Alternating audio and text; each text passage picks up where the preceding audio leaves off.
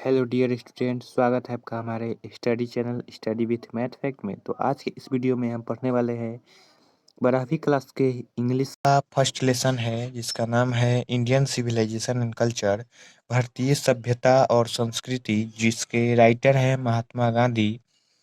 उनके बारे में जानेंगे और उनके बारे में जो पैराग्राफ दिया है ये सब पढ़ने के बाद हम लेसन में इन कर जाएंगे। तो देखिए यहाँ पे मोहनदास करमचंद गांधी यानी मोहनदास करमचंद गांधी जो है इसके लेखक हैं। ये जो दिया है यहाँ पे इनका जन्म और मृत्यु दिया है। जन्म इनका 1869 को हुआ और मृत्यु 1948 तक 48 में हो गया। पॉपुलरली नोन एज ए बापू और द फादर ऑफ नेशन, लोकप्रिय रूप से उन्हें बापू के नाम से जाना जाता था और उनको राष्ट्रपिता भी कहा जाता था।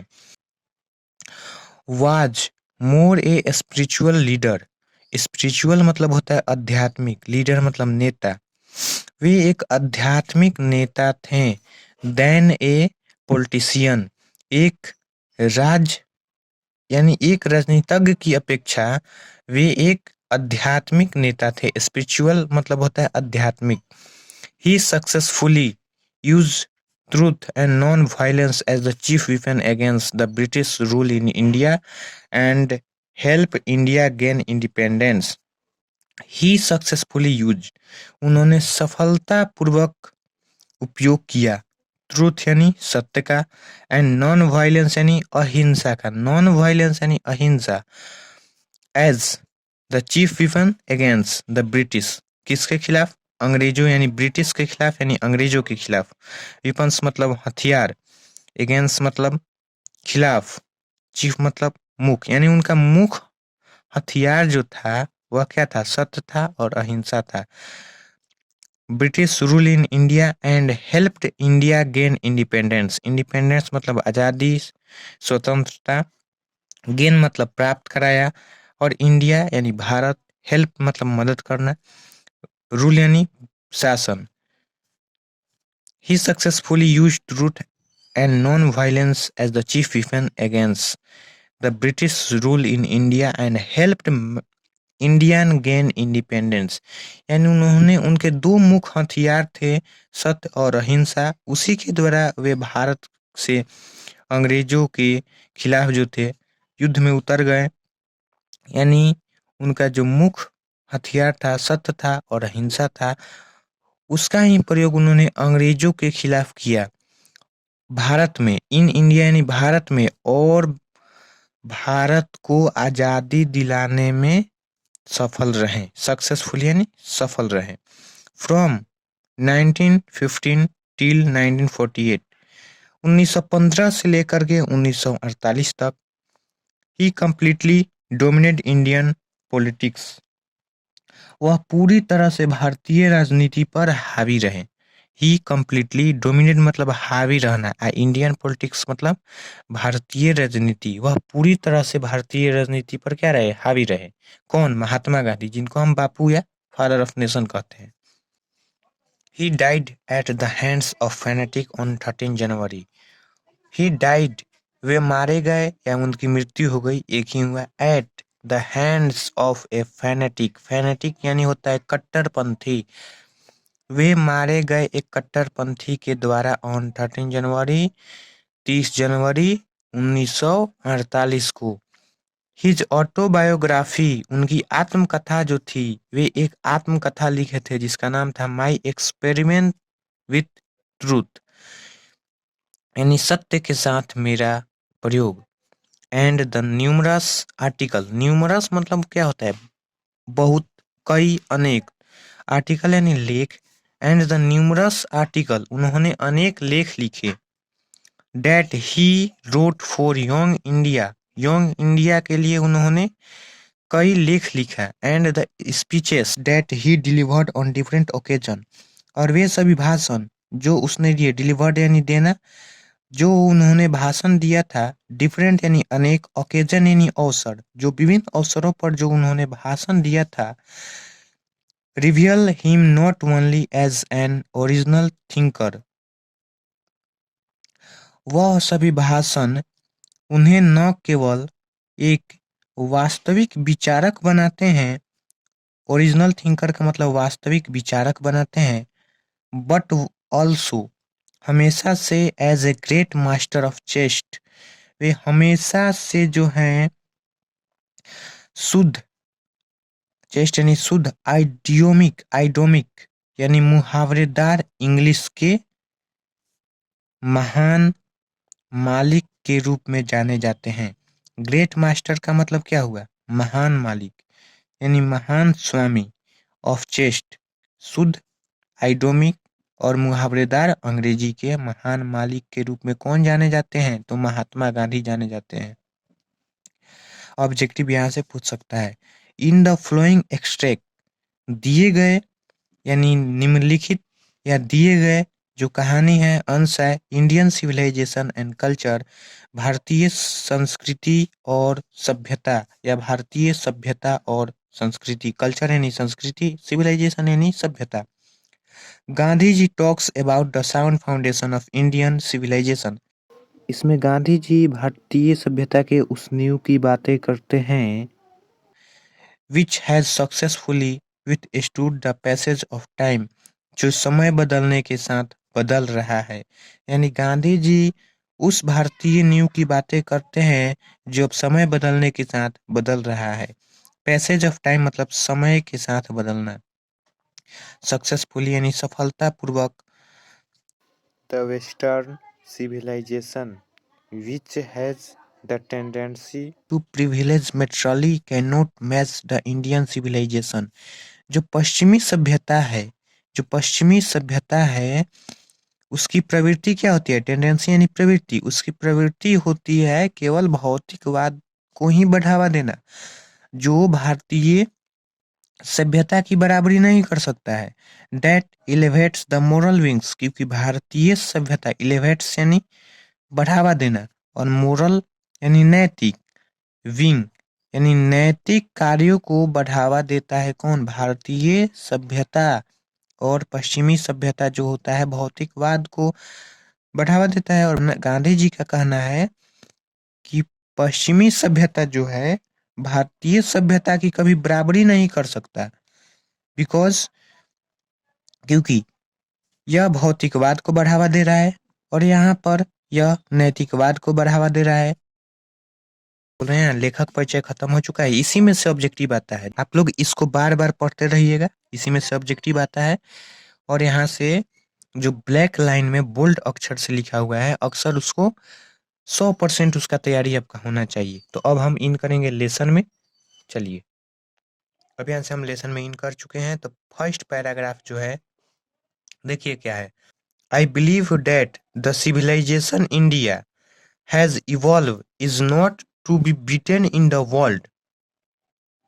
बिलीव मतलब विश्वास करना, सिविलाइजेशन यानी सभ्यता, इंडिया यानी भारत, इवॉल्व यानी विकसित हुआ है। तो गांधी जी का कहना है I believe that the civilisation, मैं विश्वास करता हूँ इस सभ्यता पे, इंडिया हैज इवॉल्व, जिसे इंडिया में विकसित किया गया है, is not to be beaten in the world, जिसे दुनिया के कोई भी देश यानी दुनिया में जो किसी के द्वारा रोका नहीं जा सकता है।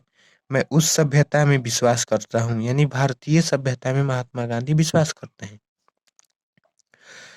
नथिंग कैन इक्वल, कोई बराबरी नहीं कर सकता। नथिंग कैन इक्वल यानी बराबरी, नथिंग मतलब कोई, कैन सकना। द सीड्स यानी सीड्स यानी क्या होता है? बीज होता है। सोन यानी क्या होता है? लगाना होता है। By our ancestors, nothing can equal the seeds sown by our ancestors.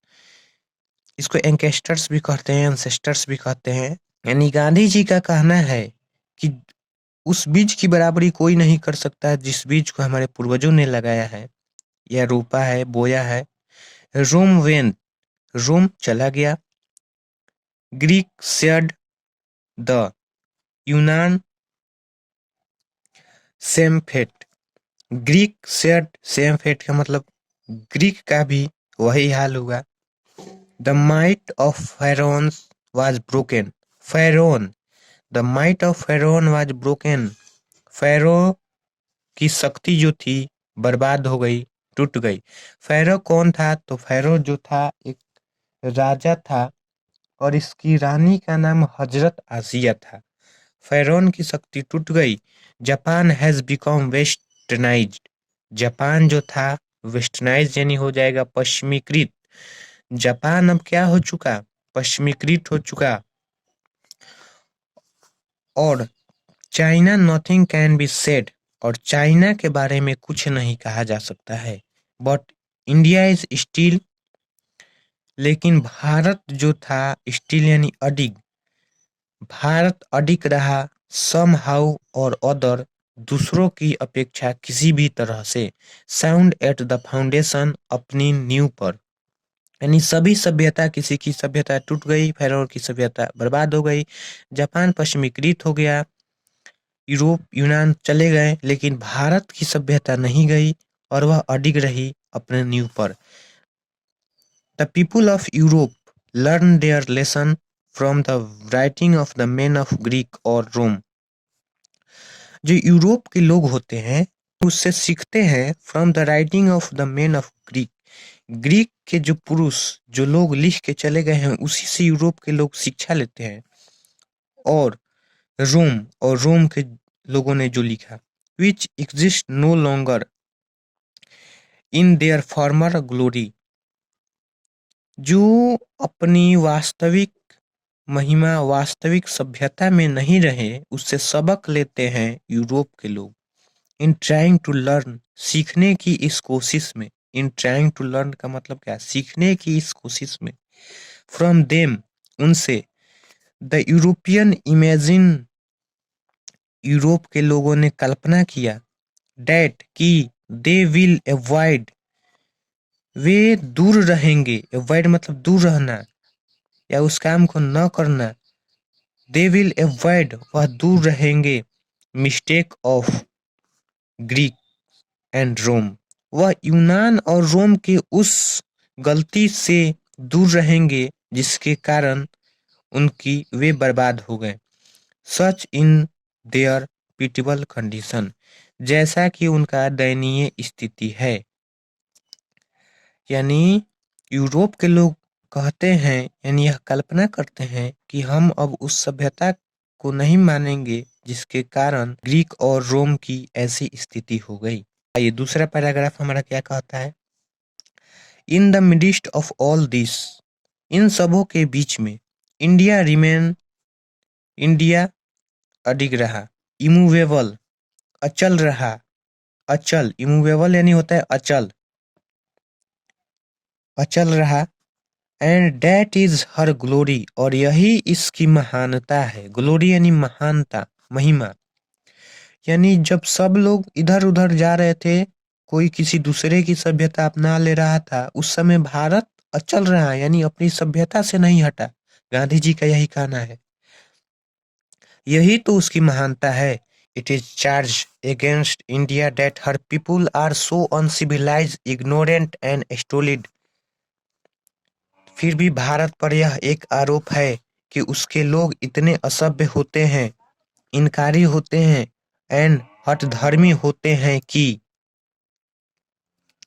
that is not possible to induce them to adopt any change, कि उन्हें किसी भी प्रकार का बदलाव पसंद नहीं आता है।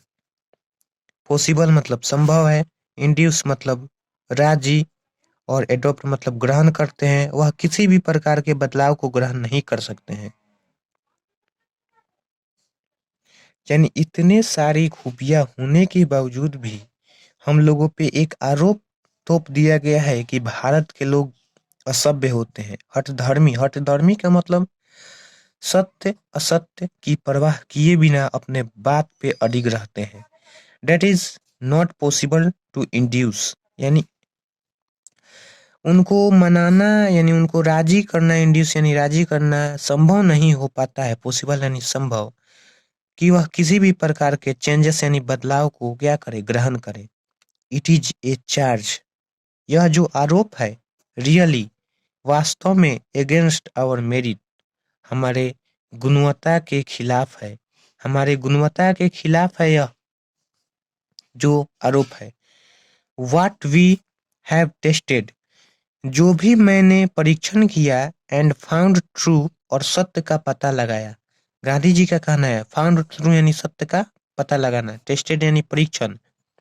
On the anvil of experience, experience का मतलब क्या हुआ, अनुभव, यानी अनुभव की कसौटी पर जो भी उन्होंने पता लगाया। अनुभव, एक्सपीरियंस यानी क्या होता है, अनुभव, अनुभव की कसौटी पर जो उन्होंने पता लगाया। वी डेयर नॉट चेंज, यानी महात्मा गांधी ने अपने अनुभव की कसौटी पर जो परीक्षण किया और सत्य को पाया तो उन्हें यह पता चला। वी डेयर नॉट चेंज, हमें हमें इसे बदलने की हिम्मत नहीं है। डेयर यानी हिम्मत। Many trust their advice upon India, Bharat के लोगों पे हमेशा विश्वास रहता है। एंड सी रिमेन्स स्टडी, और वे अडिग रहते हैं। स्टडी यानी अडिग, स्टडी यानी अडिग, वे अडिग रहते हैं। दिस इज हर ब्यूटी, यही तो उसकी सुंदरता है। It is the sheet anchor of our hope, sheet anchor का मतलब हो जाएगा अंतिम आश्रय, यही हमारी आशा की अंतिम आश्रय है। इस प्रकार से दूसरे पैराग्राफ भी हम लोग पढ़ चुके हैं।